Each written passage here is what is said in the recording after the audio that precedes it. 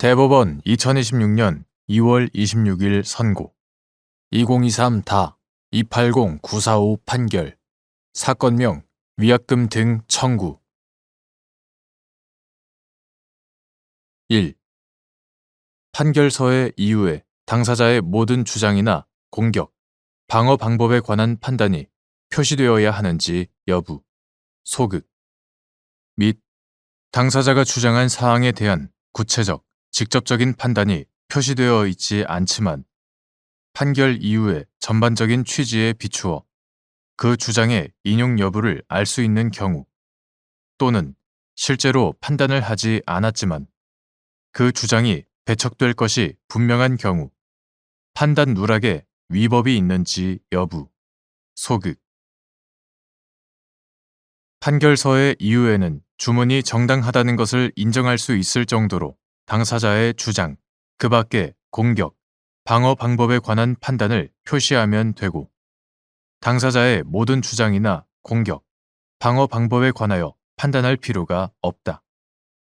민사소송법 제208조 따라서 법원의 판결에 당사자가 주장한 사항에 대한 구체적, 직접적인 판단이 표시되어 있지 않더라도 판결 이후의 전반적인 취지에 비추어 그 주장을 인용하거나 배척하였음을 알 수 있는 정도라면 판단 누락이라고 할 수 없다. 설령 실제로 판단을 하지 않은 부분이 있더라도 그 주장이 배척될 것이 분명한 때에는 판결 결과에 영향이 없어 판단 누락의 잘못을 이유로 파기할 필요가 없다. 2. 약관의 규제에 관한 법률 제3조 제3항에 따라 설명 의무의 대상이 되는 약관의 중요한 내용의 의미. 약관에 정하여진 사항이 거래상 일반적이고 공통된 것이어서 고객이 별도의 설명 없이도 충분히 예상할 수 있었던 사항이거나 이미 법령에 의하여 정하여진 것을 되풀이하거나 부연하는 정도에 불과한 경우 사업자에게 설명 의무가 있는지 여부, 소극 및 여기서 거래상 일반적이고 공통된 것과 고객이 별도의 설명 없이도 충분히 예상할 수 있는 사항에 해당하는지 판단하는 기준. 약관의 규제에 관한 법률 제3조 제3항 전문은 사업자는 약관에 정하여져 있는 중요한 내용을 고객이 이해할 수 있도록 설명하여야 한다 라고 정하여 사업자에게 약관의 중요한 내용에 대하여 구체적이고 상세한 설명 의무를 부과하고 있고 같은 조 제4항은 이러한 약관의 설명 의무를 위반하여 계약을 체결한 때에는 약관의 내용을 계약의 내용으로 주장할 수 없도록 하고 있다. 설명 의무의 대상이 되는 중요한 내용은 사회 통념에 비추어 고객이 계약 체결의 여부나 대가를 결정하는데 직접적인 영향을 미칠 수 있는 사항을 말한다. 사업자에게 약관의 명시, 설명 의무를 요구하는 것은 어디까지나 고객이 알지 못하는 가운데 약관의 중요한 사항이 계약 내용으로 되어 고객이 예측하지 못한 불이익을 받게 되는 것을 피하고자 하는데 근거가 있다. 따라서 약관에 정하여진 사항이라고 하더라도 거래상 일반적이고 공통된 것이어서 고객이 별도의 설명 없이도 충분히 예상할 수 있었던 사항이거나 이미 법령에 의하여 정하여진 것을 되풀이하거나 부연하는 정도에 불과한 사항이라면 그러한 사항에 대하여서까지 사업자에게 설명 의무가 있다고 할 수는 없다.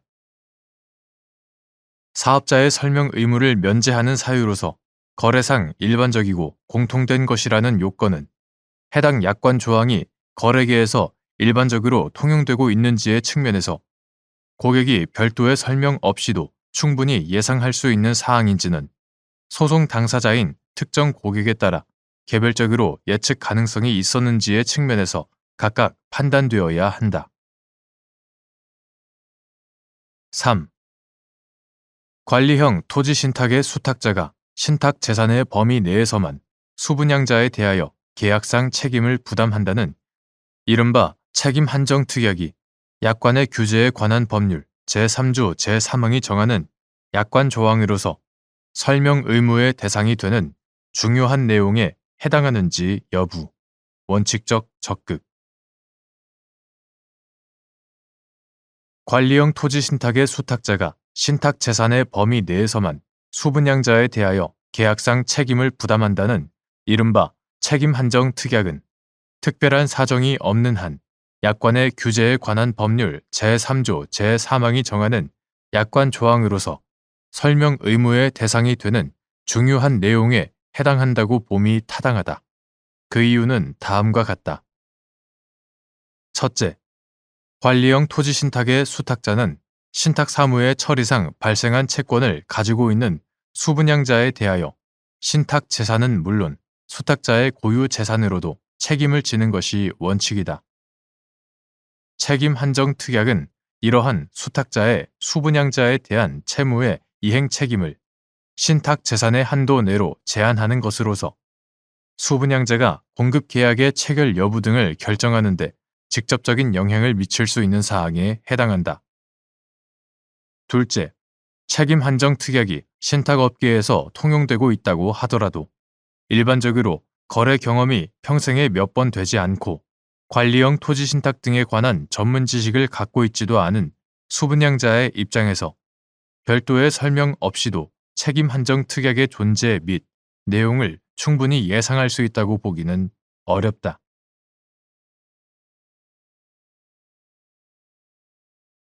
대법원 2026년 2월 26일 선고 2024-228-661 판결 사건명 손해배상 기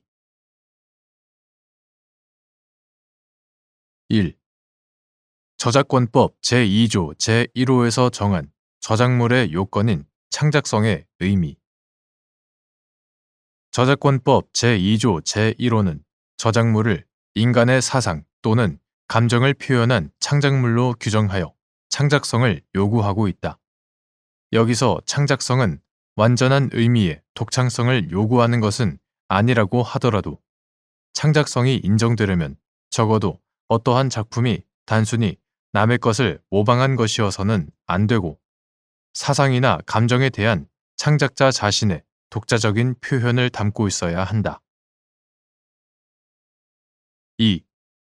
기능적 저작물이 창작성이 인정되어 저작물로서 보호를 받을 수 있는 경우 예술성의 표현보다는 기능이나 실용적인 사상의 표현을 주된 목적으로 하는 이른바 기능적 저작물은 해당 분야의 일반적인 표현 방법, 용도나 기능 자체, 저작물 이용자의 이용의 편의성 등에 따라 표현이 제한되는 경우가 많다.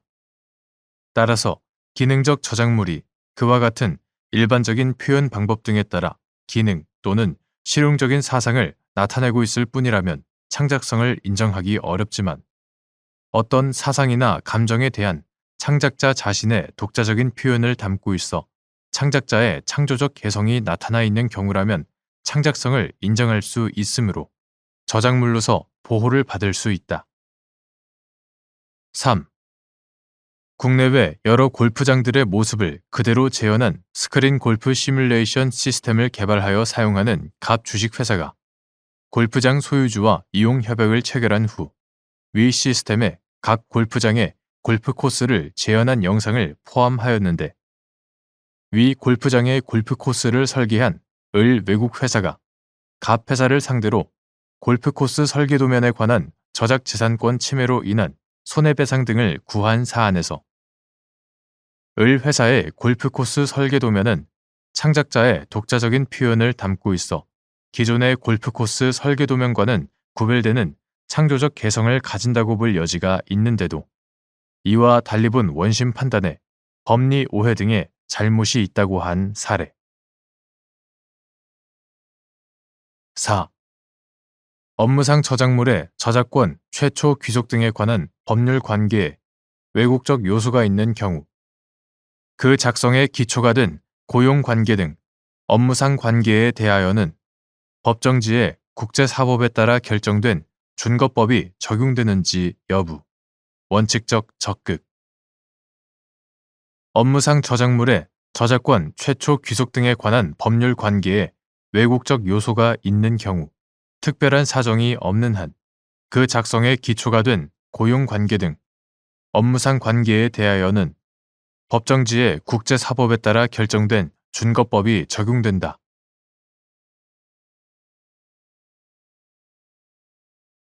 대법원 2016년 2월 26일 선고 2024다 311-181 판결 사건명 상표권 침해금지 등 1.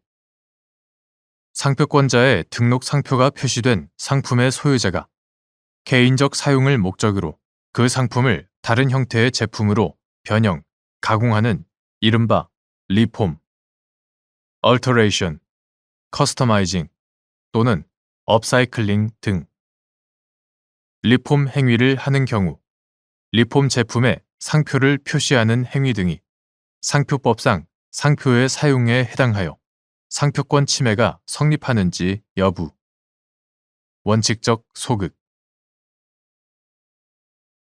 리폼 행위를 업으로 영위하는 자가 소유자로부터 개인적 사용을 목적으로 한 리폼 요청을 받아 그에 따른 리폼 행위를 하고 리폼 제품을 소유자에게 반환한 경우에도 마찬가지인지 여부.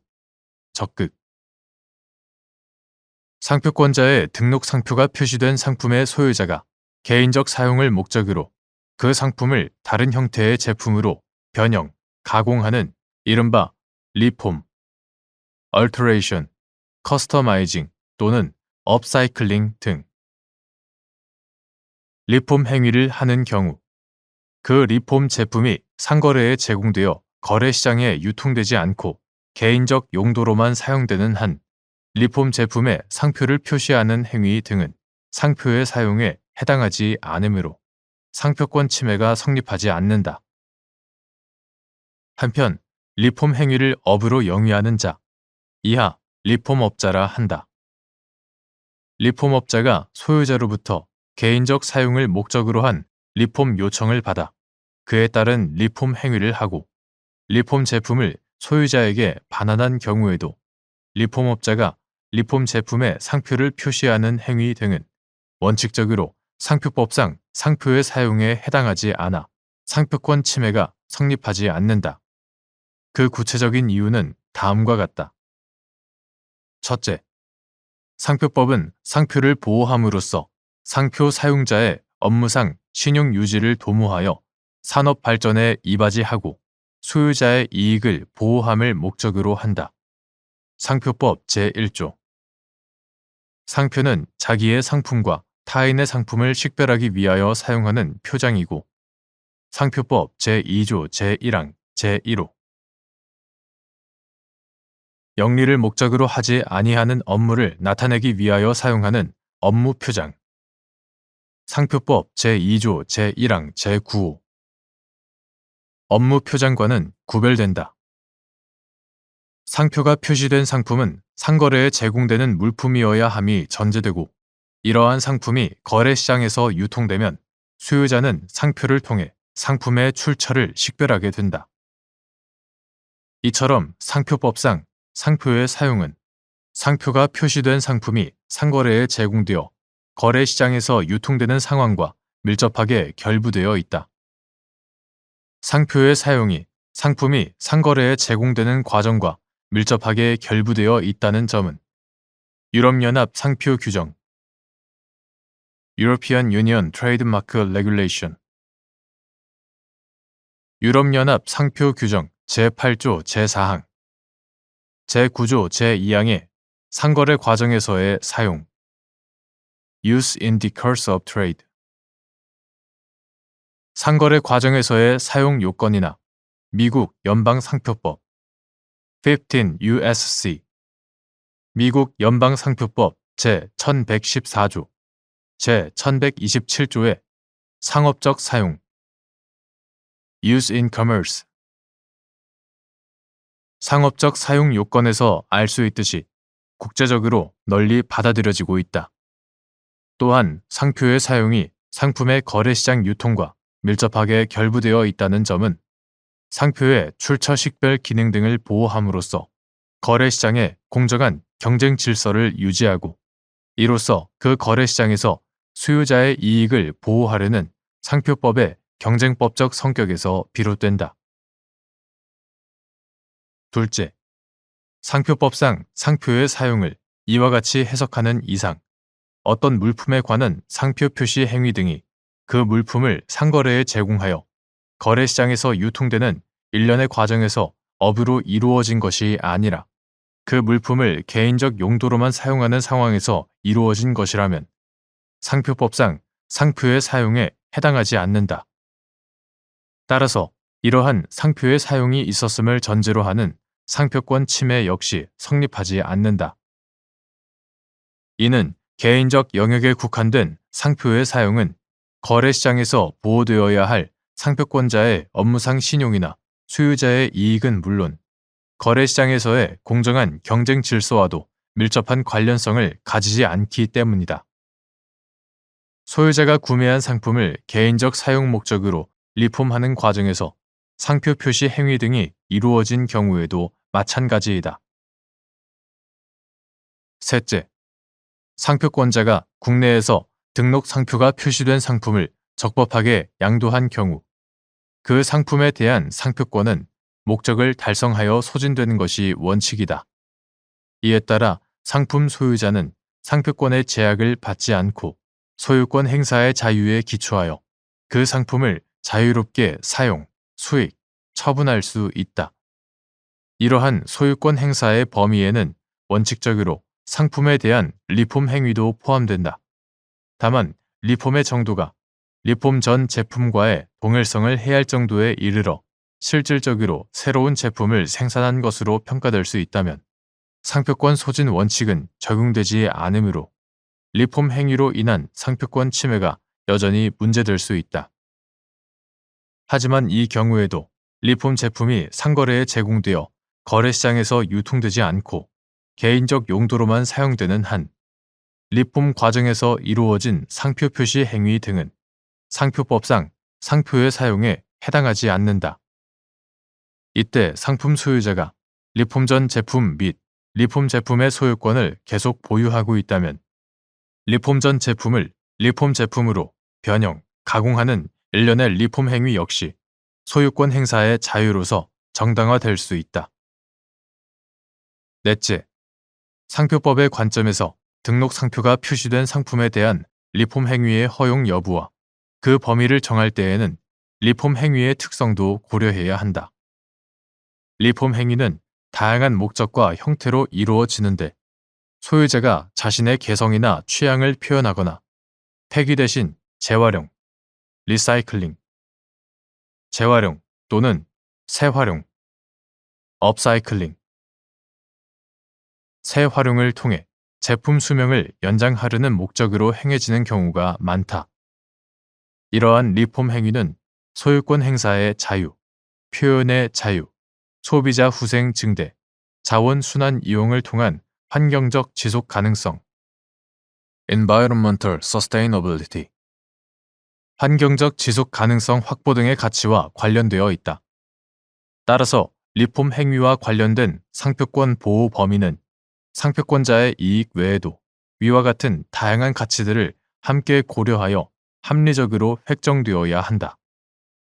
이러한 관점에서 개인적 사용 목적의 리폼 행위를 허용하는 것은 리폼 행위를 둘러싼 여러 가치와 이익을 조화롭게 고려한 균형 있는 해법이 될 수 있다.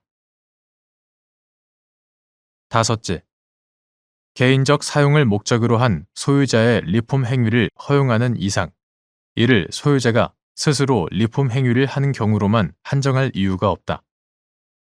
리폼 작업에는 상당한 시간과 노동, 전문성과 기술력이 요구되어 소유자가 스스로 리폼 행위를 하기 어려운 경우도 많다. 이러한 현실을 외면한 채 소유자가 스스로 하는 리폼 행위만 허용하고 제3자를 통한 리폼 행위는 금지한다면 소유자에게 허용된 리폼 행위의 자유는 실질적으로 보장되지 못한 채 형식적인 선언에 그칠 우려가 있다. 리폼 과정에서 제3자의 조력을 받거나 제3자로 하여금 리폼 행위를 대행하게 하는 것도 본질적으로는 소유권에 기초한 정당한 권리 행사의 모습이고, 이를 소유자가 스스로 리폼 행위를 하는 것과 달리 취급할 만한 뚜렷한 법적 근거를 찾기 어렵다. 여섯째, 개인적 사용을 목적으로 한 소유자의 리폼 행위에 관한 법리는 리폼업자의 상표권 침해 여부를 판단하는 데에도 반영될 필요가 있다. 소유자의 개인적 사용을 위한 요청에 따른 리폼업자의 리폼 행위가 비록 업으로 이루어진다 하더라도 이는 소유자가 리폼의 목적을 달성하기 위해 자신의 소유권을 행사하는 과정에서 소유자의 요청에 따라 이루어지는 것이고, 그 결과물 역시 소유자의 개인적 사용 영역으로 귀속된다. 일반적으로 이러한 리폼 과정에서는 리폼 전 제품과 리폼 제품의 소유권이 시종일관 리폼 전 제품의 소유자에게 있고, 리폼업자가 수령하는 대가 역시 리폼 제품의 판매 대가가 아닌 리폼 서비스 제공에 대한 대가에 가깝다. 이러한 점에서 소유자와 리폼업자 사이의 거래는 거래시장에서 유통되는 상품의 거래라기보다는 궁극적으로 소유자의 개인적 사용 영역으로 흡수되는 거래로 평가할 수 있다. 2. 예외적으로 리폼 행위를 업으로 영위하는 자의 리폼 행위에 수반되어 이루어진 상표 표시 행위 등이 상표법상 상표의 사용에 해당하여 상표권 침해가 성립할 수 있는 경우 및 그 판단 기준과 증명 책임의 소재, 상표권자. 그 밖에도 소유자가 상표권 침해 행위를 할 것을 알았거나 알 수 있었는데도 리폼 행위를 업으로 영위하는 자가 리폼 서비스를 제공하는 등의 방법으로 그 행위에 관여한 경우 상표권 침해에 따른 공동의 법적 책임을 부담하는지 여부, 적극. 다만 형식적으로는 리폼 행위를 업으로 영위하는 자, 이하 리폼업자라 한다.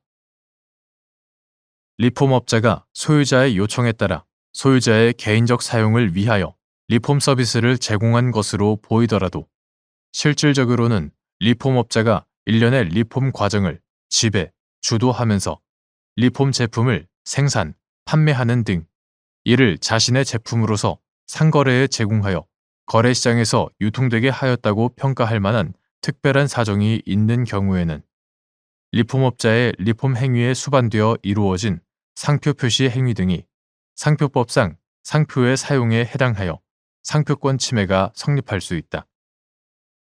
이러한 특별한 사정이 있는지는 소유자의 리폼 요청 경위와 내용, 리폼 제품의 목적, 형태, 개수 등에 관한 최종적 의사결정의 주체, 리폼업자가 수령한 대가의 성격, 리폼 제품에 제공된 재료의 출처, 그 재료가 리폼 제품에서 차지하는 비중, 리폼 제품의 소유관계 등 여러 사정을 종합적으로 고려하여 판단하여야 한다.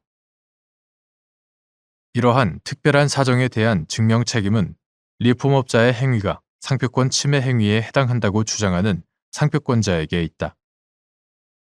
그 밖에도 소유자가 개인적 사용을 위한 목적이 아니라 상거래에 제공하여 거래시장에서 유통되게 할 목적으로 등록 상표가 표시된 상품에 대한 리폼 행위를 요청하는 등 상표권 침해 행위를 할 것을 알았거나 알 수 있었는데도 리폼업자가 리폼 서비스를 제공하는 등의 방법으로 그 행위에 관여하였다면 그는 상표권 침해에 따른 공동의 법적 책임을 부담할 수 있다.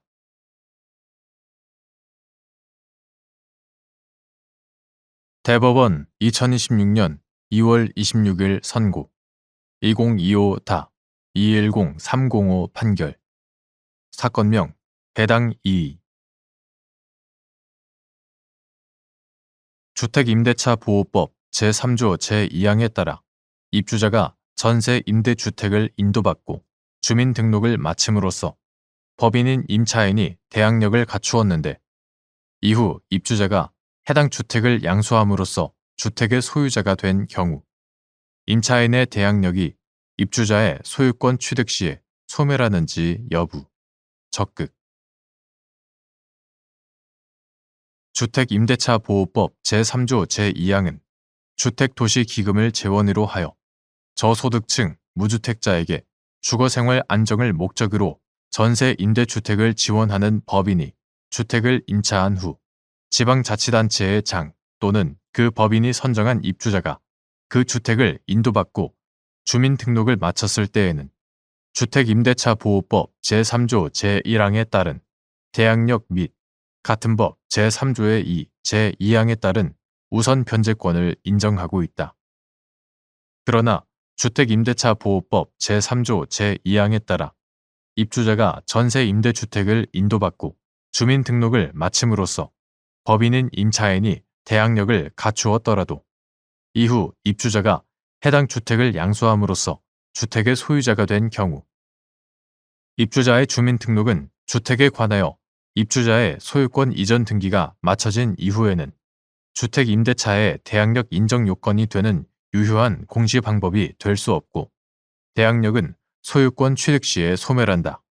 그 이유는 다음과 같다.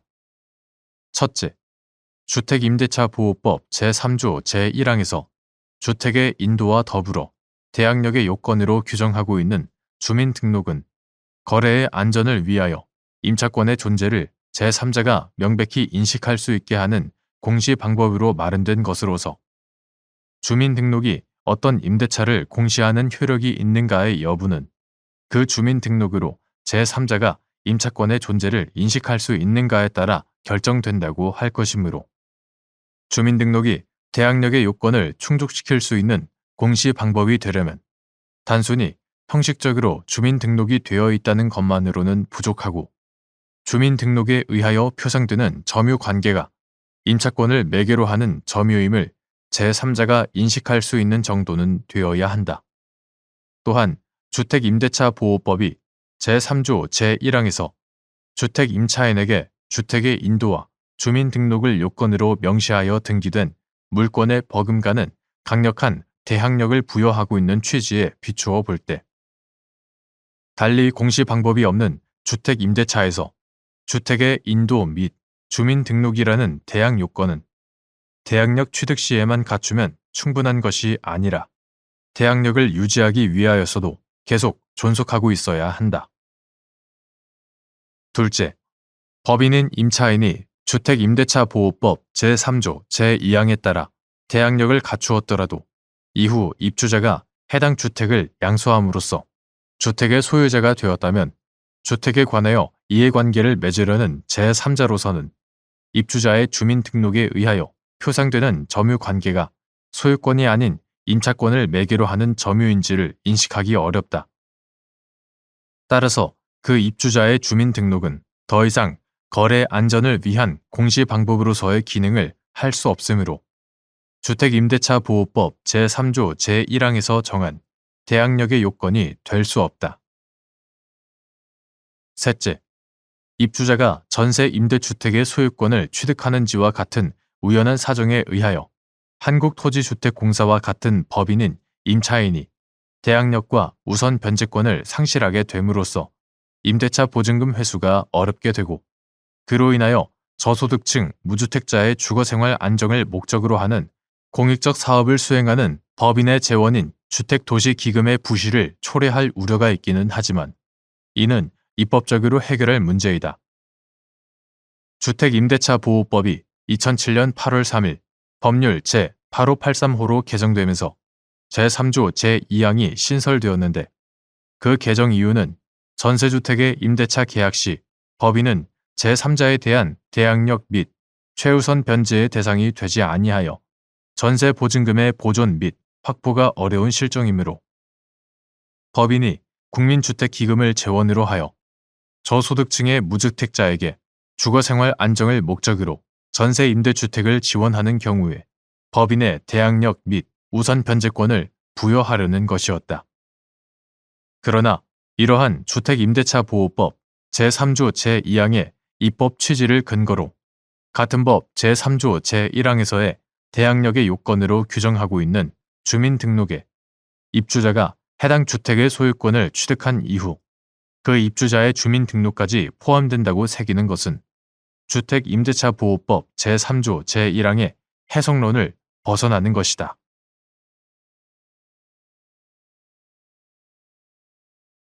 대법원 2026년 2월 26일 선고 2025다 213795 판결 사건명 소유권 이전 등기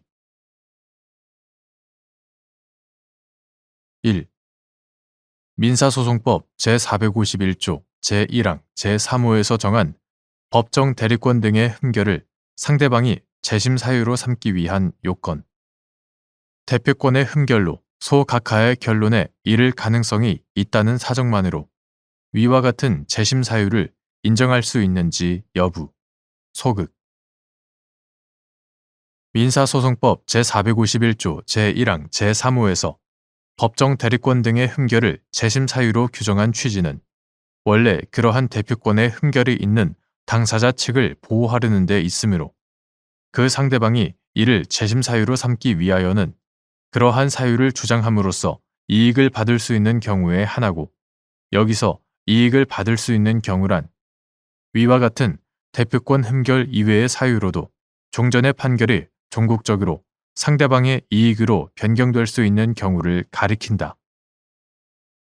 대표권의 흠결로 소각하의 결론에 이를 가능성이 있다는 것은 대표권 흠결의 직접적 법률 효과에 불과할 뿐 종전의 판결이 종국적으로 상대방의 이익으로 변경될 수 있는 경우에 해당하지 않으므로 그러한 사유만으로는 민사소송법 제451조 제1항 제3호의 재심 사유를 인정할 수 없다. 2. 갑 종중이 을에 대하여 소유권 이전 등기 절차의 이행을 구하는 소를 제기하였는데 제1심에서는 갑 종중의 적법한 대표자 선출 결의 및 소 제기를 위한 적법한 총회 결의가 없다고 보아 소를 각하하는 판결이 선고되었다가 항소심에서 갑 종중의 청구를 인용하는 내용이 포함된 화해 권고 결정이 확정되었고 이후 을이 대리권 흠결 등의 사유로 위 화해 권고 결정의 취소를 구하는 준재심의 소를 제기한 사안에서 갑 종중의 소 제기를 위한 적법한 총회 결의가 없었고 화해 권고 결정이 확정되지 않았더라면 소 각하의 결론이 그대로 유지될 가능성이 있었다는 이유만으로 화해 권고 결정에 준재심 사유가 존재한다고 본 원심 판단에 법리 오해 등의 잘못이 있다고 한 사례.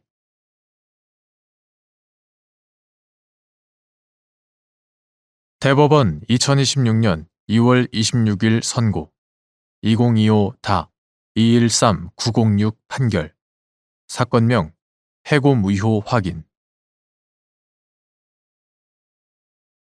2017년 12월 26일 법률 제15290호로 개정된 구새마을 금고법 제79조 제7항에 따라 새마을금고중앙회의 회장이 개별 금고의 소속 임직원에 대한 제재 처분 조치를 요구하였는데 개별 금고가 회장의 조치 요구와 다른 제재 처분을 한 경우 이를 곧바로 무효라고 볼 수 있는지 여부. 소극. 구새마을금고법 2017년 12월 26일 법률 제15290호로 개정되기 전의 것. 구새마을금고법 제79조 제3항은 새마을금고중앙회의 회장, 이하 회장이라 한다. 회장은 개별 금고가 제출한 보고서 또는 그 소속 직원의 검사 결과 금고의 업무가 새마을금고법과 이에 따른 명령이나 정관에 위배된다고 인정되면 그 금고 및 임직원에 대하여 제74조의 2 제1항에 따른 관련 임직원에 대한 조치 또는 조치 요구 등을 할 수 있다고 정하고 제74조의 2 제1항은 임원에 대한 조치로 개선, 직무 정지, 견책 또는 경고를 직원에 대한 조치로 징계 면직, 정직, 감봉, 견책, 경고 또는 주의를 각각 규정하였다. 따라서 회장은 일정한 경우 개별 금고의 임직원에 대하여 직접 제재 처분을 할 수 있었다. 그런데 위 규정에 기한 회장의 조치 또는 조치 요구에 따르지 않는 개별 금고의 조치가 사법상 효력이 있는지에 관하여 다툼이 있었고 2017년 12월 26일 법률 제15290호로 개정된 구새마을금고법 2023년 4월 11일 법률 제193295로 개정되기 전의 것 이하 2017년 개정 법률이라 한다. 2017년 개정 법률은 제79조 제7항에서 회장이 감독, 검사 결과에 따라 개별 금고에 대하여 조치 또는 조치 요구를 하는 경우에는 제74조의 2 및 제74조의 3 제1항을 준용한다고 정하였을 뿐 회장이 개별 금고의 임직원에 대하여 직접 제재 처분을 할 수 있는 근거 규정을 두지 않았다. 이로써 개별 금고의 임직원이 새마을금고법 또는 이에 따른 명령이나 정관으로 정한 절차나 의무를 이행하지 아니한 경우 회장은 개별 금고로 하여금 관련 임직원에 대한 개선, 직무 정지, 견책 또는 경고 등의 조치를 하도록 요구할 수 있을 뿐 개별 금고의 임직원에 대하여 직접 제재 처분을 할 수 없게 되었다. 한편 새마을금고법이 2023년 4월 11일 법률 제193295로 개정되면서 도입되어 2023년 10월 25일 이후 발생한 위반 행위에 적용되는 조치 요구와 관련된 절차를 규정하고 있는 새마을금고법 시행규칙 제11조의 3에 의하더라도 개별 금고는 최초 조치 요구에 위반되는 조치를 하였을 때 지체 없이 행정안전부 장관 등에게 보고하고 재차 동일한 조치 요구를 받는 경우 해당 제재 처분 조치를 하여야 할 절차적 의무만을 부담하고 있을 뿐이다. 위와 같은 새마을금고법의 개정 경과와 취지, 개별 금고가 회장의 조치 요구와 다른 제재 처분을 함으로써 새마을금고법 또는 이에 따른 명령을 위반하여 건전한 운영을 해칠 수 있다고 인정되는 경우 회장이 해당 금고에 대하여 경고 또는 주의, 시정명령 6개월 이내에 업무의 정지를 할 수 있는 2017년 개정 법률 제79조 제7항, 제74조의 3 제1항 업무의 정지를 할 수 있는 등 개별 금고가 회장의 조치 요구를 따르지 않음으로써 발생하는 문제점에 대해서는 사후적인 행정 제재를 통한 별도의 통제 장치가 마련되어 있는 점, 개별 금고의 인사상 자율성을 무시하면서까지 회장의 조치 또는 조치 요구를 개별 금고에 일률적으로 관철시킴으로써 확보할 수 있는 개별 금고 부실화 및 피해 발생 예방의 필요성과 이에 관한 중앙회의 지도, 감독의 실효적 행사 확보라고 하는 공익적 요청은 추상적, 간접적일 뿐만 아니라 위와 같은 각종 단속적 수단을 통해서도 달성할 수 있는 것에 불과한 점 등에 비추어 보면 2017년 개정 법률 제79조 제7항에 따라 회장이 개별 금고에 그 소속 임직원에 대한 제재 처분 조치를 요구하는 경우 개별 금고가 소속 임직원에 대하여 회장의 조치 요구와 다른 제재 처분을 하더라도 이를 곧바로 무효라고 볼 수는 없다.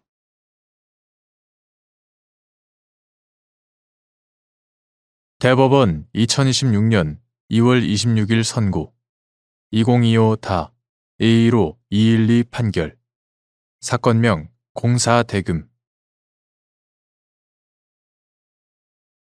1. 계약의 합의 해지의 의의 및 그 성립 요건 계약의 묵시적 합의 해지가 성립하기 위한 요건 당사자 사이에 계약을 종료시킬 의사가 일치하였더라도 계약 종료에 따른 법률 관계가 중요한 관심사이고 그러한 법률 관계에 관하여 아무런 약정이 없는 경우 합의 해지가 성립하였다고 볼 수 있는지 여부, 원칙적 소극 계약의 합의 해지는 계속적 채권 채무 관계에서 당사자가 이미 체결한 계약의 효력을 장래에 향하여 소멸시킬 것을 내용으로 하는 새로운 계약이다. 이러한 계약의 성립을 인정하기 위해서는 기존 계약의 효력을 장래에 향하여 소멸시키기로 하는 내용의 청약과 승낙이 합치되어야 한다. 계약의 합의 해지는 묵시적으로 이루어질 수도 있으나 이와 같은 묵시적인 합의 해지는 계약에 따른 채무의 이행이 시작된 다음에 당사자 사이에 계약 실현 의사의 결여 또는 포기로 계약을 실현하지 않을 의사가 일치되는 경우에만 성립한다. 또한 당사자 사이에 계약을 종료시킬 의사가 일치되었더라도 계약 종료에 따른 법률 관계가 당사자들에게 중요한 관심사인 경우 그러한 법률 관계에 관하여 아무런 약정 없이 계약을 종료시키는 합의만 하는 것은 경험칙에 비추어 이례적이므로 이 경우 쉽사리 합의 해지가 성립하였다고 보아서는 안 된다. 2.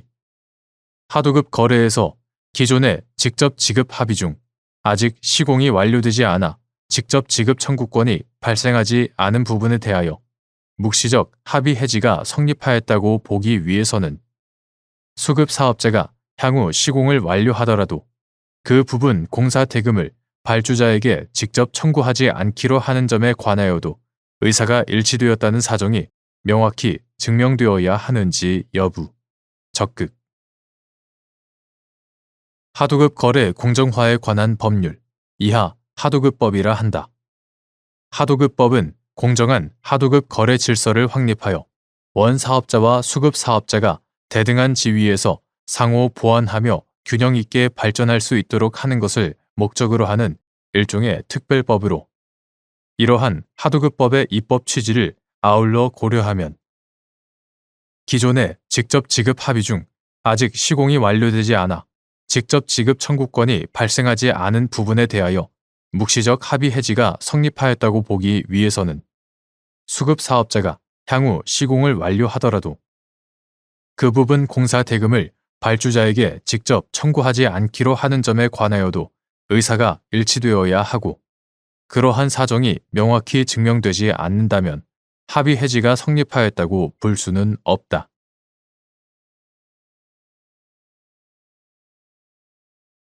대법원 2026년 2월 26일 선고 2025다 215-255 판결 사건명 대여금 1. 변제 당시 남아있는 소멸시효 기간이 길다고 하여 소멸시효가 나중에 완성된다고 단정하거나 소멸시효가 나중에 완성되는 채무가 먼저 완성되는 채무보다 변제 이익이 많다고 볼 수 있는지 여부. 소극.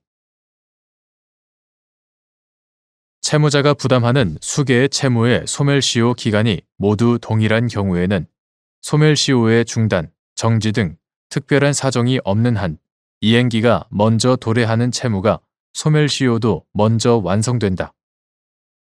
그런데 민법 제477조는 제2호에서 변제 이익을, 제3호에서 이행기를 기준으로 법정 변제 충당의 순서를 정한다고 규정하고 있는 바, 문헌상 이행기 도래의 선후에 따라 변제 이익이 달라지지 않음을 전제로 하고 있는 것이다.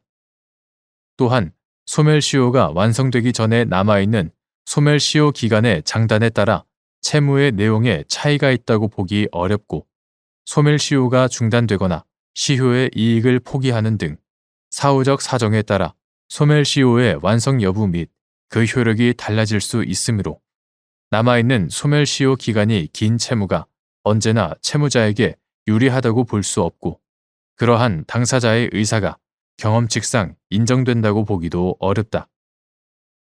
따라서 소멸시효의 중단 등에 관한 고려 없이 단순히 변제 당시 남아있는 소멸시효 기간이 길다고 하여 소멸시효가 나중에 완성된다고 단정할 수 없고 소멸시효가 나중에 완성되는 채무가 먼저 완성되는 채무보다 변제 이익이 많다고 보기 어렵다. 2. 동일한 채권자에게 다수의 채무를 부담하는 채무자가 변제에 충당할 채무를 지정하지 아니한 채 모든 채무를 변제하기에 부족한 금액을 변제한 경우 모든 채무에 대한 승인으로서 소멸시효 중단의 효력이 있는지 여부. 원칙적 적극. 동일한 채권자와 채무자 사이에 다수의 채권이 존재하는 경우 채무자가 변제를 충당하여야 할 채무를 지정하지 않고 모든 채무를 변제하기에 부족한 금액을 변제한 때에는 특별한 사정이 없는 한 그 변제는 모든 채무에 대한 승인으로서 소멸시효를 중단하는 효력을 가진다. 채무자는 자신이 계약 당사자로 있는 다수의 계약에 기초를 둔 채무들이 존재한다는 사실을 인식하고 있는 것이 통상적이므로 변제 시에 충당할 채무를 지정하지 않고 변제를 하였으면 특별한 사정이 없는 한 다수의 채무 전부에 대하여 그 존재를 알고 있다는 것을 표시했다고 볼 수 있기 때문이다. 3. 원고의 청구 중 일부를 기각하는 제1심 판결에 대하여 피고만 항소한 경우 항소심의 심판 범위 및 이때 항소심의 심판 대상이 되지 아니한 부분은 항소심 판결 선고와 동시에 확정되어 소송이 종료되는지 여부, 적극. 원고의 청구 중 일부를 기각하는 제1심 판결에 대하여 피고만 항소를 하였더라도 제1심 판결의 심판 대상이었던 청구 전부가 불가분적으로 항소심에 이심되나 항소심의 심판 범위는 이심된 부분 가운데 피고가 불복 신청한 한도로 제한되고 나머지 부분은 원고가 불복한 바가 없어 항소심의 심판 대상이 되지 아니하므로 그 부분에 대해서는 항소심 판결의 선고와 동시에 확정되어 소송이 종료된다.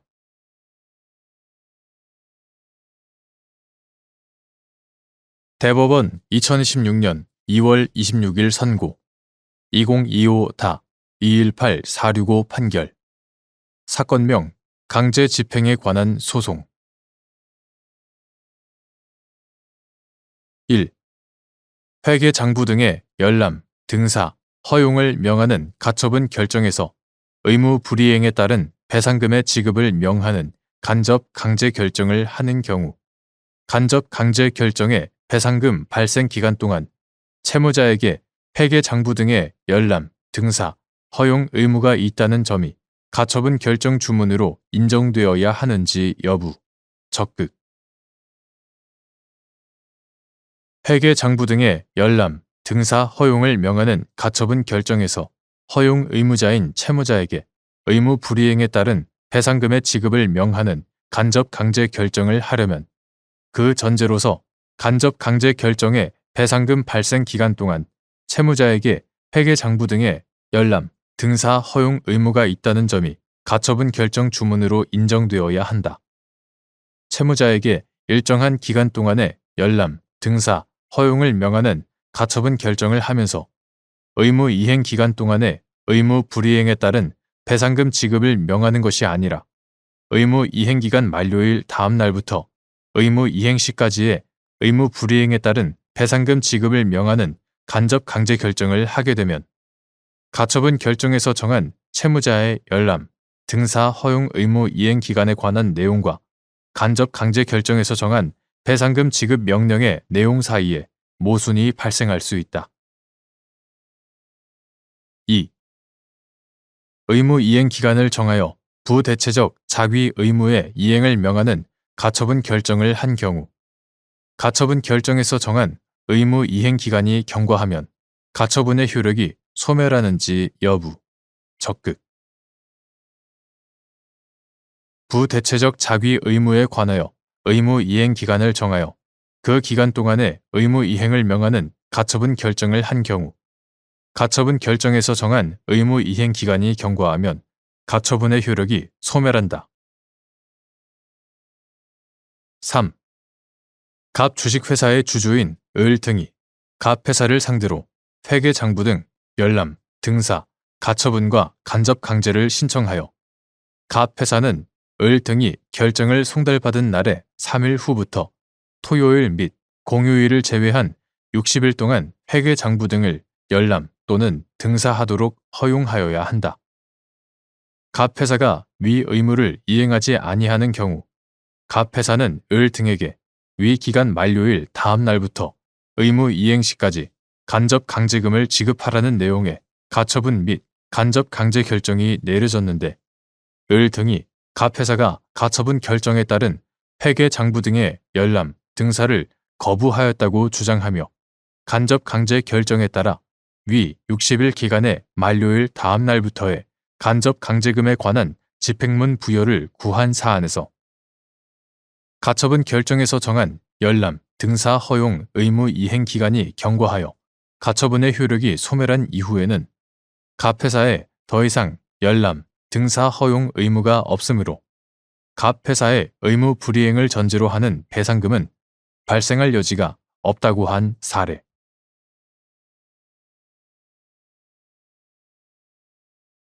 대법원 2026년 2월 26일자 2025마 867일 결정. 사건명 권리행사 최고 및 담보 취소.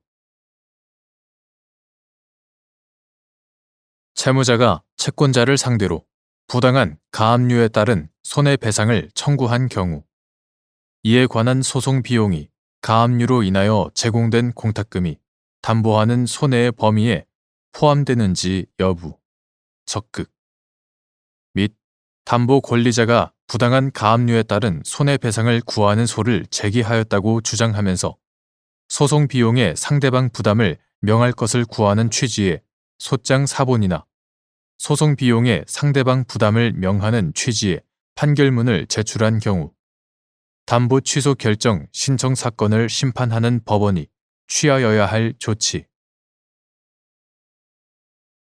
가압류를 위하여 법원의 명령으로 제공된 공탁금은 부당한 가압류로 인하여 채무자가 입은 손해를 담보하는 것이므로 채무자가 채권자를 상대로 부당한 가압류에 따른 손해배상을 청구한 경우 이에 관한 소송 비용은 가압류로 인하여 제공된 공탁금이 담보하는 손해의 범위에 포함된다.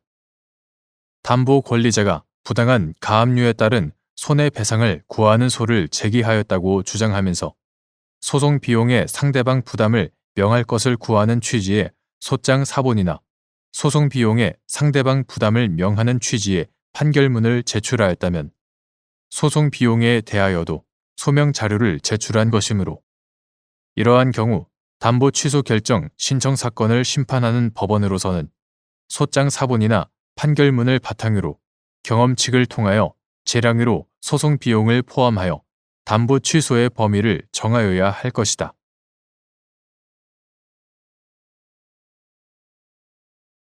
대법원 2026년 2월 26일자 2025마 9010 결정. 사건명 약정금. 1. 적법한 항소 이유 기재의 정도. 항소인은 민사소송규칙 제126조의 2, 제1항 각호 가운데 어느 사유를 항소 이유로 삼는지 항소 이유서에 적어 제출하여야 하고 민사소송규칙 제126조의 2, 제1항 소액사건심판법 제11조의 2, 제3항 본문에 따라 제1심 판결에 이유를 적지 않은 때를 제외하고는 항소 이유를 적을 때 제1심 판결 중 다투는 부분을 구체적으로 특정하여야 한다. 민사소송규칙 제126조의 2, 제2항 재판장 등은 피항소인에게 상당한 기간을 정하여 항소 이유서에 기재된 항소인의 주장에 대한 반박 내용을 적은 답변서를 제출하게 할 수 있고 민사소송규칙 제126조의 3. 항소법원은 항소 이유서에 기재된 쟁점을 중심으로 변론이 집중되도록 함으로써 변론이 가능하면 속행되지 않도록 하여야 하고 당사자는 이에 협력하여야 하므로 민사소송규칙 제127조의 3. 항소 이유는 적어도 피항소인이 항소인의 주장에 대하여 반박하고 항소인의 주장을 중심으로 변론이 집중될 수 있을 정도로 기재하여야 한다. 2. 갑이 제1심 판결에 대하여 항소하며 항소장의 항소 이유란에 원심의 판단은 사실을 오인하여 판결에 영향을 미친 위법이 있어 이 사건 항소에 이르렀습니다. 구체적인 항소 이유는 추후 제출할 것입니다.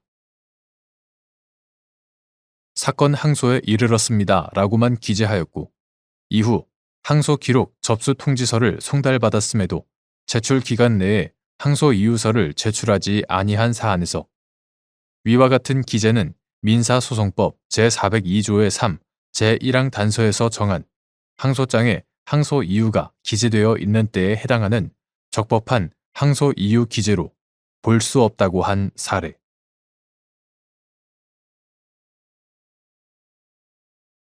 대법원 2026년 2월 26일 선고 2023-4707 판결 사건명 교원소청심사위원회 결정 취소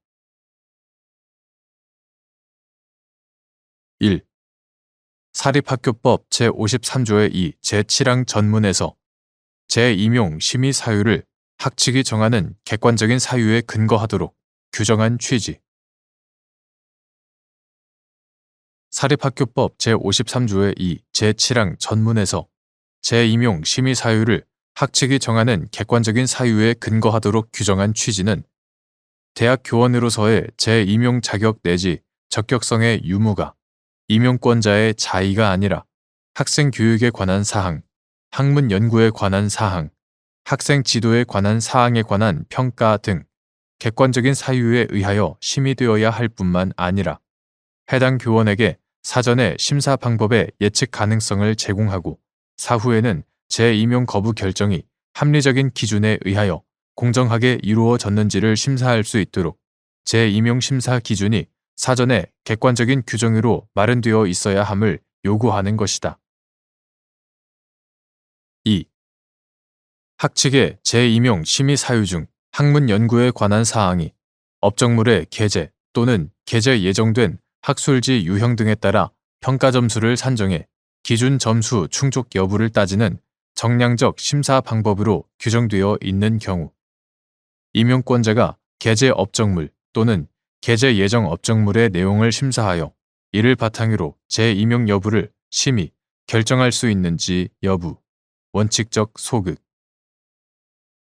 재임용 심사 과정에서 소속 교원의 연구 부정 행위가 의심되는 업적물이 발견된 경우 정성적 심사를 통해 업적물의 연구 부정 행위 해당 여부를 검증할 수 있는지 여부, 적극 및 그 결과 연구 부정 행위에 해당하는 경우 임용권자는 해당 업적물을 정량적 심사 대상에서 제외할 수 있는지 여부, 적극.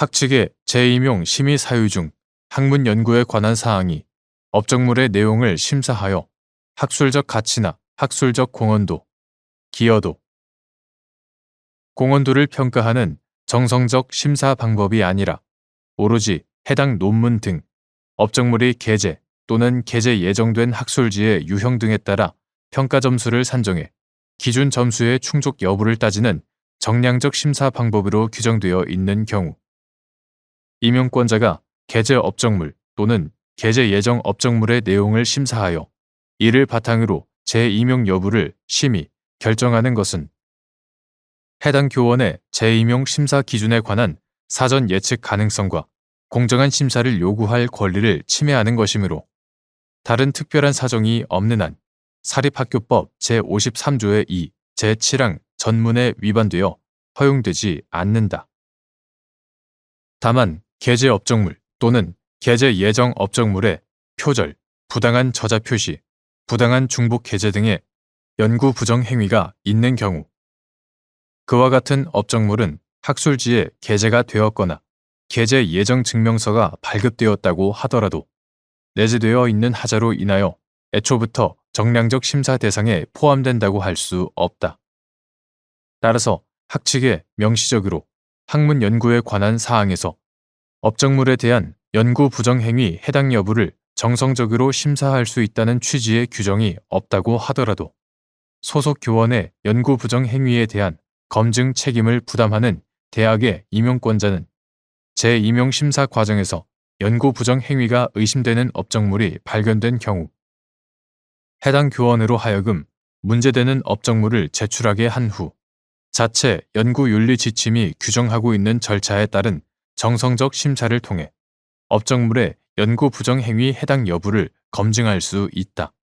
그 결과 해당 업적물이 연구 부정 행위에 해당된다고 판정되면 임용권자는 해당 업적물을 정량적 심사 대상에서 제외할 수 있다.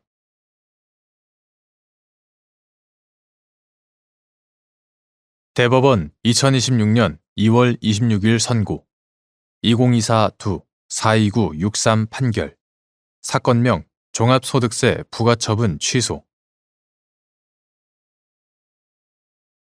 국세청 고시인 2017년 귀속 경비율 고시에 주거용 건물 개발 공급업, 토지 보유 5년 미만, 업종 코드 451102. 주거용 건물 개발 공급업에서 말하는 주거용 건물이 신축 및 공급이 이루어질 당시부터 건축물의 구조 등이 주거에 적합하여 실제 주거용으로 사용될 수 있는 오피스텔까지 포함하는지 여부. 적극. 구소득세법 2017년 12월 19일 법률 제1522호로 개정되기 전의 것. 구소득세법 제19조 제1항 제6호, 제12호, 제3항, 제80조 제3항. 구소득세법 시행령 2018년 2월 13일 대통령령 제28637호로 개정되기 전의 것. 구소득세법 시행령 제143조, 제145조 및 제9차 한국표준산업분류의 규정에 비추어 보면 2017년 귀속 경비율 고시에 주거용 건물 개발 공급업, 토지 보유 5년 미만, 업종 코드 451102. 주거용 건물 개발 공급업에서 말하는 주거용 건물은 신축 및 공급이 이루어질 당시부터 건축물의 구조 등이 주거에 적합하여 실제 주거용으로 사용될 수 있는 오피스텔까지 포함하는 용어로 이해될 뿐, 건축법에 따른 건축물 대장 등이나 부동산 등기법에 따른 등기부에 용도가 주택으로 기재된 주택법 제2조 제1호에서 정한 주택으로만 한정된다고 볼 수 없다.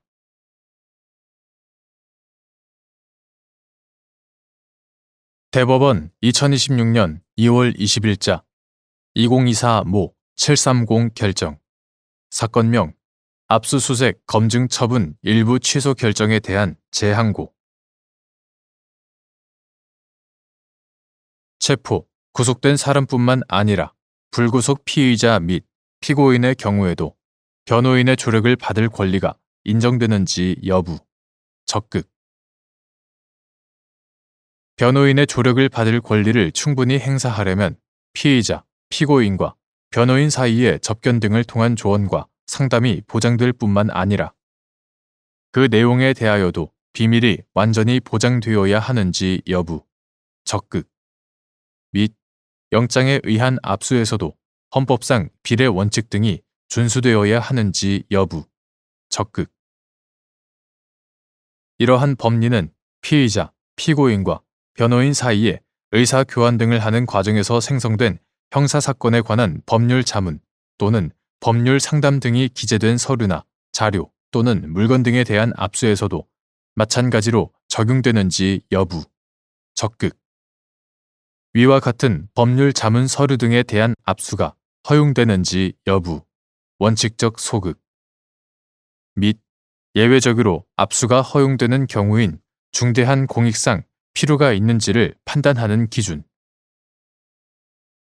헌법 제12조 제4항 및 제12조 제5항 제1무는 형사 절차에서 체포, 구속된 사람이 가지는 변호인의 조력을 받을 권리를 헌법상 기본권으로 명시하고 있고, 체포, 구속된 사람뿐만 아니라 불구속 피의자 및 피고인의 경우에도 헌법상 법치국가 원리, 적법 절차 원칙에 의하여 변호인의 조력을 받을 권리가 당연히 인정된다. 변호인의 조력을 받을 권리의 보장은 피의자, 피고인과 국가 권력 사이에 실질적 대등을 이루고 이로써 공정한 형사 절차를 실현하기 위한 헌법적 요청이다. 변호인의 조력을 받을 권리를 충분히 행사하려면 피의자, 피고인과 변호인, 변호인이 되려는 사람을 포함한다. 이와 같다. 피의자, 피고인과 변호인 사이에 접견 등을 통한 조언과 상담이 보장될 뿐만 아니라 그 내용에 대하여도 비밀이 완전히 보장되어야 한다.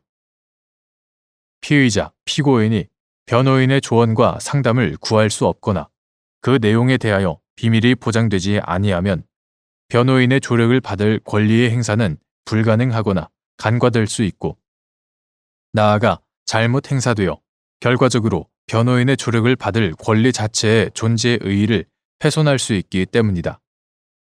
또한 강제 수사는 범죄 수사 목적을 위하여 필요 최소한의 범위 내에서만 이루어져야 하고, 형사소송법 제199조 제1항 단서 영장에 의한 압수에서도 헌법상 비례 원칙 등이 준수되어야 한다. 이러한 법리는 피의자, 피고인과 변호인 사이에 의사교환 등을 하는 과정에서 생성된 형사사건에 관한 법률 자문 또는 법률 상담 등이 기재된 서류나 자료 또는 물건 등 이하 법률 자문 서류 등이라 한다. 법률 자문 서류 등에 대한 압수에서도 마찬가지로 적용된다. 즉, 법률 자문 서류 등에 대한 압수가 제한 없이 허용된다면 피의자, 피고인의 비밀이 완전히 보장된다고 보기 어렵다. 그런데 이러한 비밀 보장에 대한 신뢰가 전제되지 않는다면 피의자, 피고인이 해당 사건에 관하여 변호인에게 충분한 정보를 제공하는 것을 주저하게 될 우려가 있으므로 결국 피의자, 피고인이 변호인으로부터 실질적으로 충분히 조력을 받을 수 없게 되는 결과를 초래할 수 있다. 게다가 법률 자문 서류 등에는 피의자, 피고인의 방어권 행사의 방법이나 내용 등 사건에 관한 비밀에 속하는 정보가 포함되어 있을 가능성이 크므로 아무런 제한 없이 그에 대한 압수가 허용될 경우 그 자체로 피의자, 피고인의 방어권이 현저히 침해될 소지가 있다.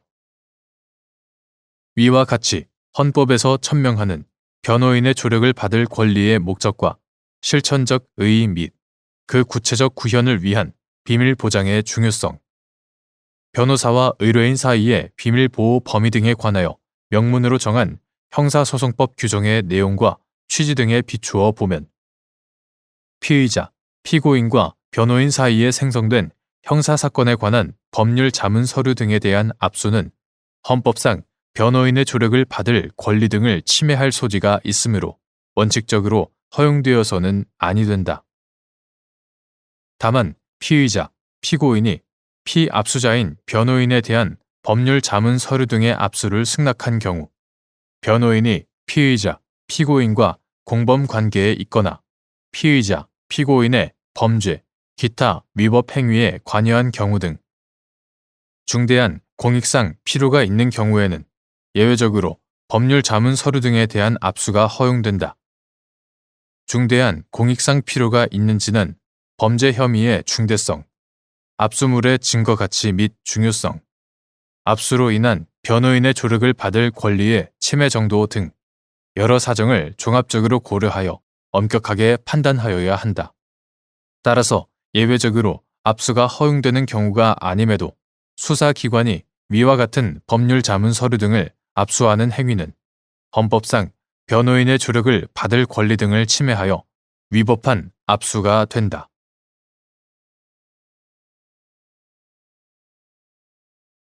대법원 2026년 2월 26일 선고 2024도 11156 판결 사건명 특정 범죄 가중 처벌 등에 관한 법률 위반 허위 세금 계산서 교부 등 1.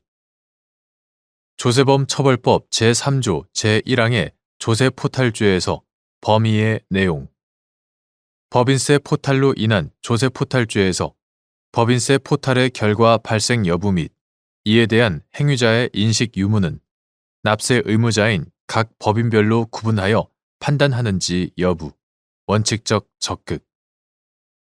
복수의 법인들 업무에 관여한 조세범 처벌법 제18조에서 정한 행위자가 마치 그 법인들 사이에 거래가 있었던 것처럼 허위의 외관을 만든 후 그 거래 관련 비용을 매입처로 가장한 특정 법인의 손금에 산입하여 법인세를 신고한 경우 특정 법인에 대한 법인세 포탈의 결과 발생 및 행위자의 조세 포탈 범위를 인정할 수 있는지 여부, 적극. 조세범 처벌법 제3조 제1항에서 규정한 조세 포탈죄는 납세 의무자가 국가에 대하여 지고 있는 것으로 인정되는 일정에게 조세 채무를 포탈하는 것을 범죄로 보아 형벌을 과하는 것으로서 납세 의무자 또는 조세범 처벌법 제18조에서 정한 행위자가 사기나 그 밖의 부정한 행위에 해당하고 그 행위로 인하여 조세포탈의 결과가 발생한다는 사실을 인식하면서 부정 행위를 감행하거나 하려고 하는 경우에 그 범위가 인정된다. 그리고 법인세 포탈로 인한 조세포탈죄에서 법인세 포탈의 결과 발생 여부 및 이에 대한 행위자의 인식 유무는 연결 납세 방식을 적용하여 법인세를 신고하였다는 등의 특별한 사정이 없는 한 납세 의무자인 각 법인별로 구분하여 판단하여야 한다. 따라서 복수의 법인들 업무에 관여한 조세범 처벌법 제18조에서 정한 행위자가 마치 그 법인들 사이에 거래가 있었던 것처럼 허위의 외관을 만든 후 그 거래 관련 비용을 매입처로 가장한 특정 법인의 손금에 산입하여 법인세를 신고하였다면 설령 행위자가 해당 거래 관련 수입을 가공거래의 매출처가 된 다른 법인의 입금에 산입하여 법인세를 신고, 납부하였다고 하더라도 특정 법인에 대한 법인세 포탈의 결과 발생 및 행위자의 조세 포탈 범위를 인정하는 데 방해가 되지 아니한다. 2. 피고인 갑이 납세 의무자인 피고인 을 주식회사에 대한 법인세를 신고하면서 피고인 병 주식회사로부터 수취한 세금 계산서의 용역 비용 및 피고인 정 등에 대한 세전 급여 비용을 허위로 과다 계상함으로써 피고인 을 회사가 납부해야 할 법인세를 낮게 신고하여 피고인 갑은 사기나 기타 부정한 행위로 피고인 을 회사의 법인세를 포탈하였다는 조세범 처벌법 위반으로 피고인 정 등은 자신의 명의를 대여하는 등의 방법으로 피고인 갑의 조세 포탈 범행을 용이하게 하여 이를 방조하였다는 조세범 처벌법 위반 방조로 피고인 을 회사는 실운영자인 피고인 갑이 위와 같은 위반 행위를 하였다는 조세범 처벌법 위반으로 각각 기소된 사안에서 피고인 을 회사의 법인세 전액에 관하여 조세 포탈의 결과가 발생하였고 행위자인 피고인 갑의 고의 역시 인정된다고 볼 여지가 크고 피고인 갑이 세금 계산서 관련 수입을 피고인 병 회사의 입금에 산입하여 법인세를 신고, 납부하였더라도 피고인 을 회사 관련 조세 포탈의 결과가 달라진다거나 고의가 부인된다고 단정하기 어렵다는 이유로 이와 달리 본 원심 판단에 법리 오해에 잘못이 있다고 한 사례.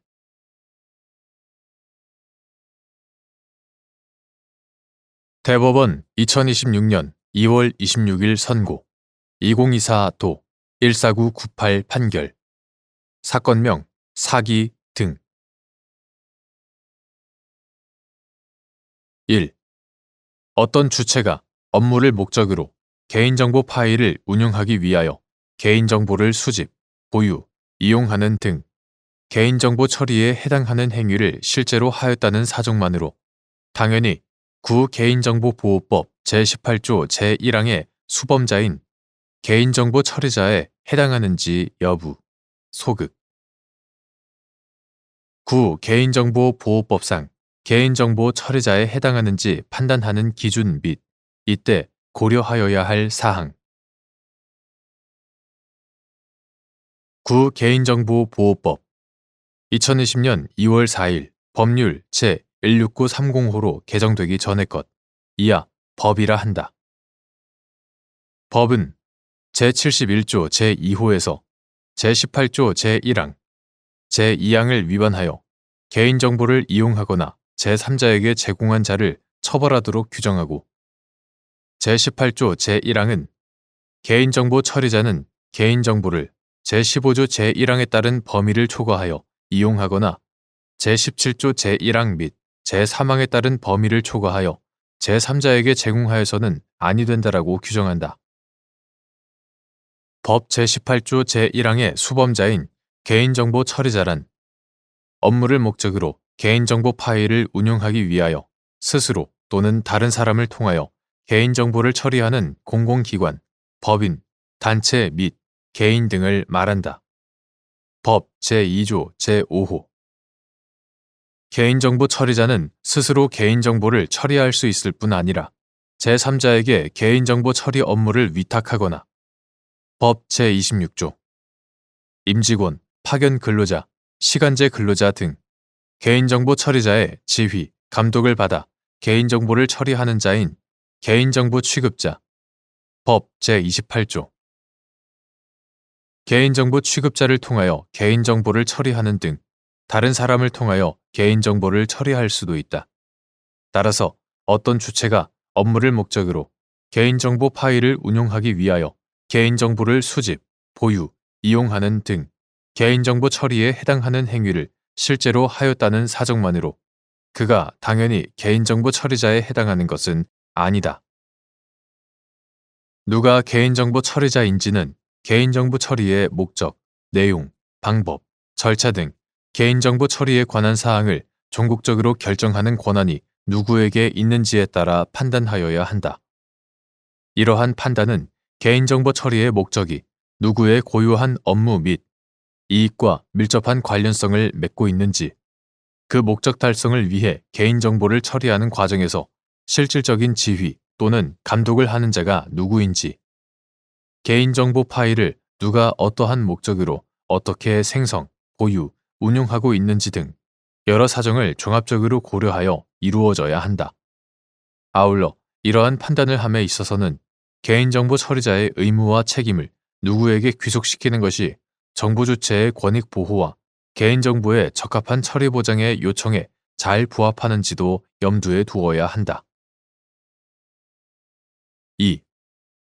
피고인은 갑 보험회사 소속 보험 설계사로 위촉되어 활동하던 사람이고, 을은 당시 피고인을 통해 갑 보험회사의 보험 상품에 가입한 사람인데, 피고인이 병과 공모한 다음 병이 갑 보험회사 상담원에게 전화하여 마치 을인 것처럼 행세하면서 피고인이 보험 설계사로서 보험 가입 및 고객 관리를 위해 수집한 을의 생년월일, 주소, 연락처 등을 이용하여 을이 가입한 보험의 특약 해지, 주 계약 보장 내용 변경 등을 신청함으로써 을의 개인정보를 수집 목적의 범위를 초과하여 이용하였다는 구개인정보보호법 위반으로 기소된 사안에서 피고인이 을의 개인정보를 수집한 적이 있다는 등의 사정만으로 개인정보 처리자라는 전제 아래 피고인의 행위가 같은 법 제71조 제2호, 제18조 제1항 위반죄에 해당한다고 본 원심 판단에 법리 오해 등의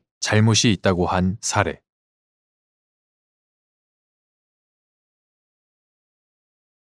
대법원 2026년 2월 26일 선고 2025도 4422 판결 사건명 강제추행 등 1. 법관이 압수 수색영장을 발부하면서 압수할 물건을 특정하기 위하여 기재한 문헌은 엄격하게 해석하여야 하는지 여부, 적극.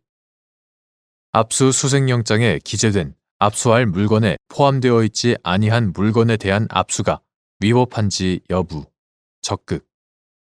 및 사후에 법원으로부터 압수, 수색영장이 발부되었거나 피고인이나 변호인이 이를 증거로 함에 동의한 경우 그 위법성이 치유되는지 여부, 소극. 압수, 수색영장에는 압수할 물건, 즉 압수 대상 목적물을 기재하여야 한다. 형사소송법 제114조, 제219조. 헌법과 형사소송법이 구현하고자 하는 적법 절차와 영장주의의 정신에 비추어 볼 때 법관이 압수, 수색영장을 발부하면서 압수할 물건을 특정하기 위하여 기재한 문헌은 엄격하게 해석해야 하고 함부로 피압수자 등에게 불리한 내용으로 확장 해석 또는 유추 해석을 하는 것은 허용될 수 없다.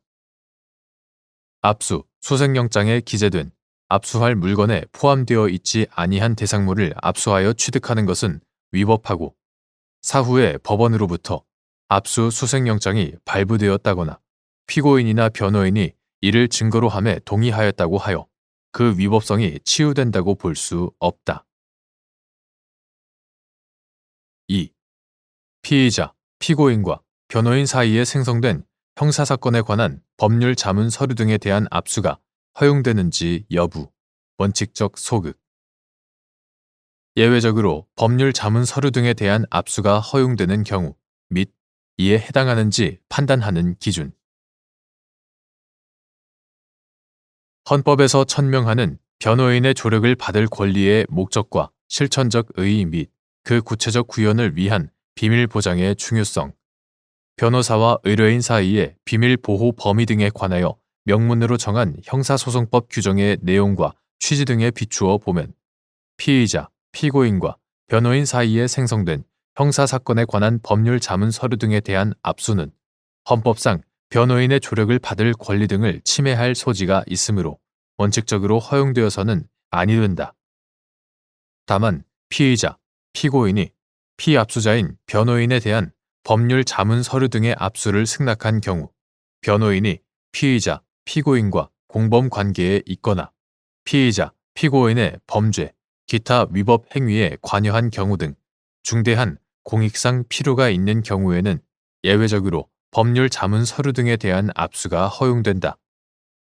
중대한 공익상 필요가 있는지 여부는 범죄 혐의의 중대성, 압수물의 증거 가치 및 중요성, 압수로 인한 변호인의 조력을 받을 권리의 침해 정도 등 여러 사정을 종합적으로 고려하여 엄격하게 판단하여야 한다.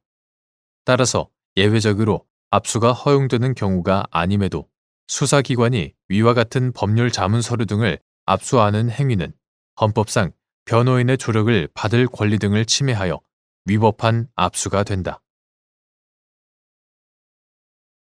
3.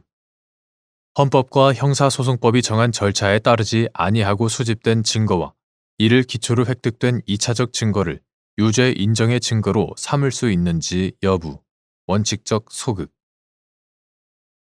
위 증거를 유죄 인정의 증거로 사용할 수 있는 예외적인 경우 및 이에 해당하는지를 판단할 때 고려할 사항과 그러한 특별한 사정이 존재한다는 점에 대한 증명 책임 소재.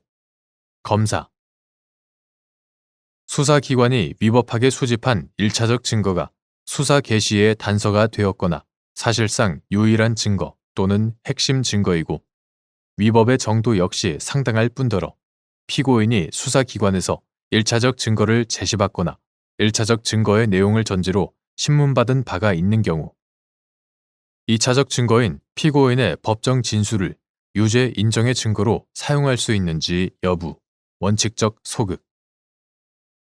이때 피고인의 법정 진술을 유죄 인정의 증거로 사용할 수 있는 예외적인 경우 및 그러한 특별한 사정이 존재한다는 점에 대한 증명 책임 소재. 검사.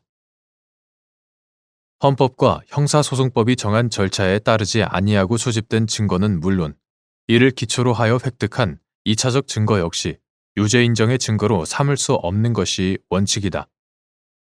수사기관의 절차 위반 행위가 적법 절차의 실질적인 내용을 침해하는 경우에 해당하지 않고 오히려 그 증거의 증거 능력을 배제하는 것이 헌법과 형사소송법이 형사소송에 관한 절차 조항을 마련하여 적법 절차 원칙과 실체적 진실 규명의 조화를 도모하고 이를 통하여 형사사법 정의를 실현하려고 한 취지에 반하는 결과를 초래하는 것으로 평가되는 예외적인 경우에 한하여 유죄 인정의 증거로 사용될 수 있다.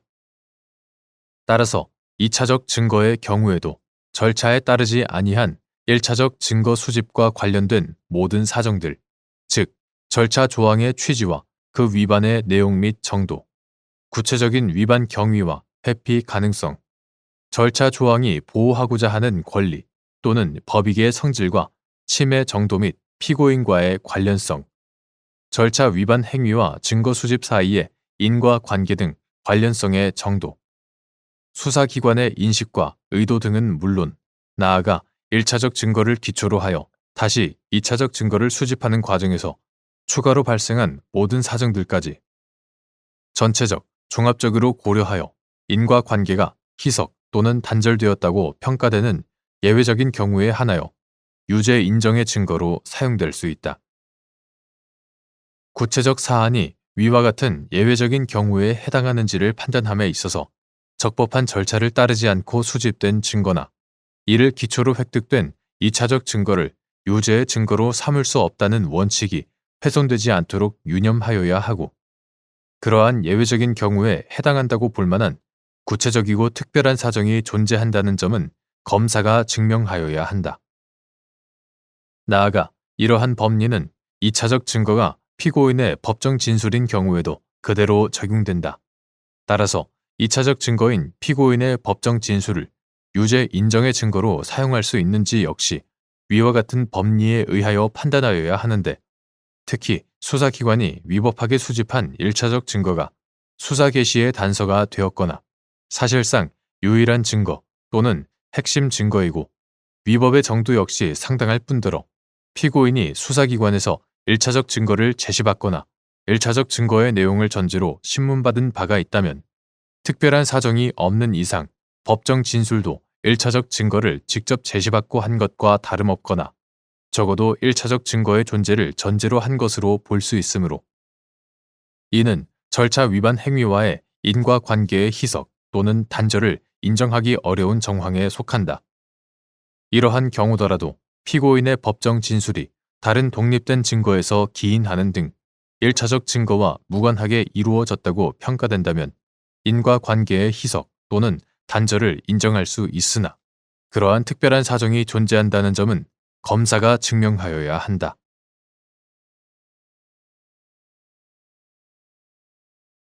대법원 2026년 2월 26일 선고 2025도 8286 판결. 사건명 건설산업기본법 위반 등. 건설산업기본법 제95조 제1호가 형법 제315조의 특별 규정인지 여부, 적극 및 건설산업기본법 제95조 제1호 위반죄의 보호법익. 수개의 건설공사 입찰들에서 이루어진 건설산업기본법 제95조 제1호 위반 행위에 죄수 및 포괄 일죄가 성립하는 경우, 같은 입찰 시행자가 건설업을 영위하면서 발주하는 동종, 유사의 건설공사에 관하여 계속적으로 시행한 일련의 입찰에서 수개의 건설산업기본법 제95조 제1항 위반 행위가 있는 경우, 그로 인하여 저해되는 피해 법익의 동일 여부, 적극.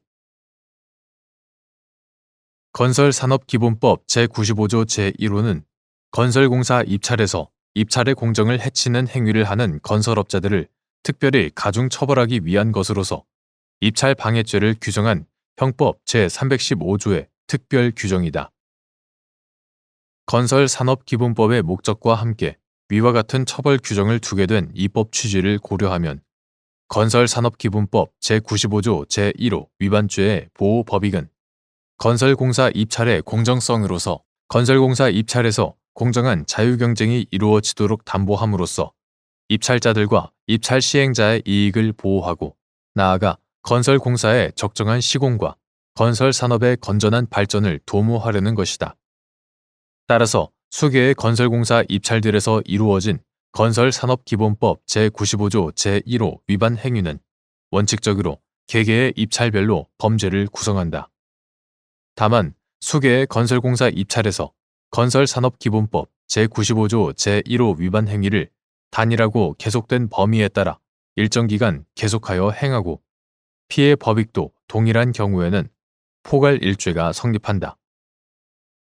그 보호 법익인 건설공사 입찰의 공정성은 일신에 전속하는 성질의 법익은 아닌 점, 입찰의 본질이 입찰자들의 경쟁에 붙여 입찰 시행자에게 가장 유리한 계약을 체결한다는 데에 있는 점, 이에 관한 법률적, 경제적 이해관계의 정도, 수사 및 재판 실무에서 죄수가 갖는 기능 등을 종합하여 보면 같은 입찰 시행자가 건설업을 영위하면서 발주하는 동종, 유사의 건설공사에 관하여 계속적으로 시행한 일련의 입찰에서 수개의 건설산업기본법 제95조 제1항 위반 행위가 있는 때에는 그로 인하여 저해되는 피해 법익은 동일한 것으로 볼 수 있다.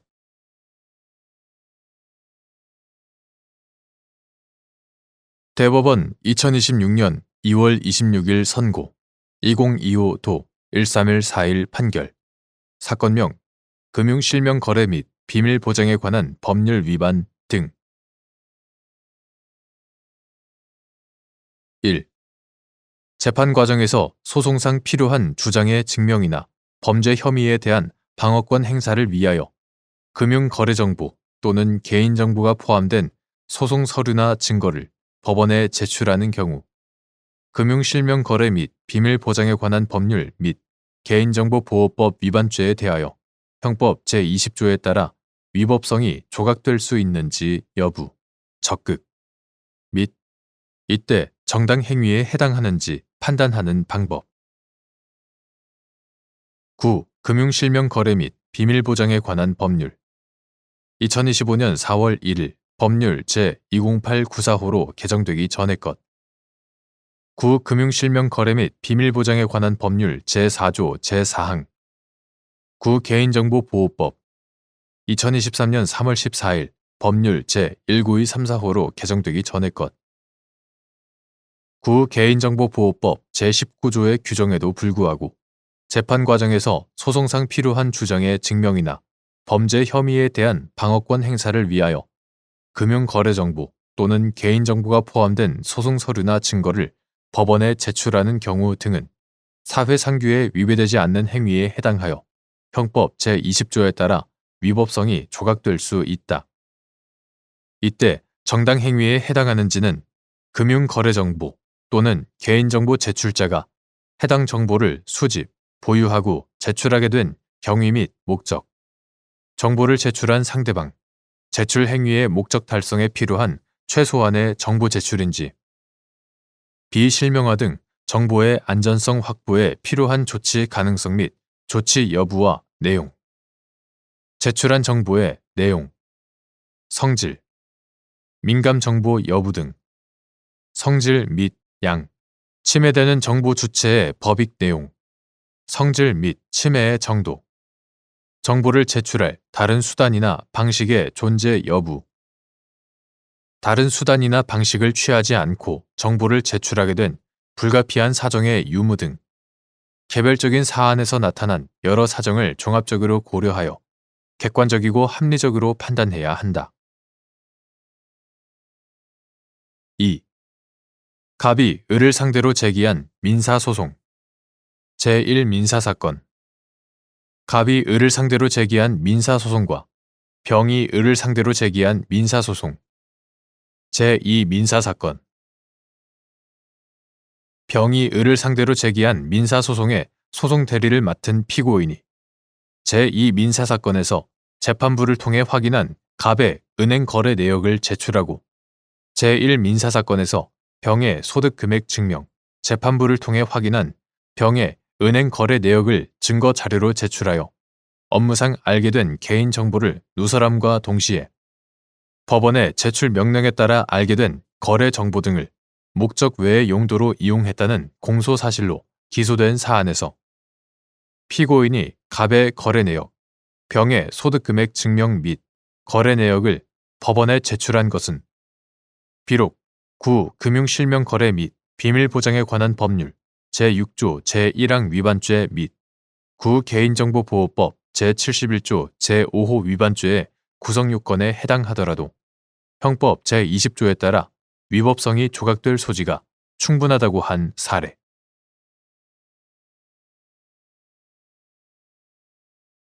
대법원 2026년 2월 26일 선고 2025도 19813 판결. 사건명 간음유인 등. 어떤 행위가 실종 아동 등의 보호 및 지원에 관한 법률 제17조 제1호, 제7조의 보호에 해당하는지 판단하는 기준. 실종 아동 등의 보호 및 지원에 관한 법률 이하 실종아동법이라 한다. 실종아동법은 실종 아동 등의 발생을 예방하고 조속한 발견과 복귀를 도모하며 복귀 후에 사회 적응을 지원함으로써 실종 아동 등과 가정의 복지 증진에 이바지함을 목적으로 한다. 제1조. 실종 아동 등이란 약취, 유인 또는 유기되거나 사고를 당하거나 가출하거나 길을 잃는 등의 사유로 인하여 보호자로부터 이탈된 아동 등, 즉 실종 당시 18세 미만인 아동, 장애인 복지법 제2조의 장애인 중 지적 장애인, 자폐성 장애인 또는 정신장애인, 치매관리법 제2조 제2호의 치매 환자를 말하는데 제2조 제1호, 제2호 누구든지 정당한 사유 없이 실종 아동 등을 경찰 관서의 장에게 신고하지 아니하고 보호할 수 없으며 제7조 이를 위반한 미신고 보호 행위는 형사처벌 대상이 된다. 제17조 제1호 어떤 행위가 제17조 제1호, 제7조의 보호에 해당하는지를 판단할 때는 그 단어의 통상적 의미, 보호는 위험이나 곤란 따위가 미치지 아니하도록 잘 보살펴 돌보는 행위를 의미한다.